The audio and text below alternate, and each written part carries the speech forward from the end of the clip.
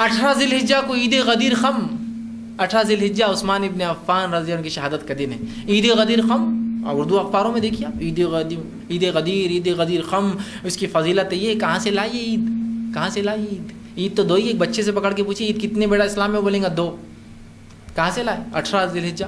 اسی طرح 10 محرم کو حسین رضی اللہ عنہ کے شہادت کے نام پر ان کو خوب نچوایا. مجھے بتائیے، آپ کے والد کے انتقال کا دن ہوں اور آپ بھی وہ عقیدے کے بس سالہ سال غم منانا چاہیے. غم تو 3 دن ہے، اب لوگ صدیاں منا رہے تو کیا کریں؟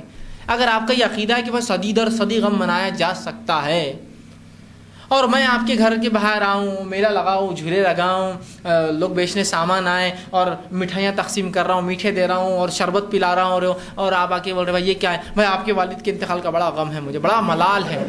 یہ غم کے اس میں میلہ ہے، یہ غم کے اس میں شربت ہے، یہ غم کے اس میں چونگے ہے، یہ غم کے اس میں نقطی ہے، یہ غم کی بوندی ہے، یہ غم کے لیے ڈھول بجایا جا رہا ہے، بڑا ہم کو غم ہے آپ کے والد کے موت کا.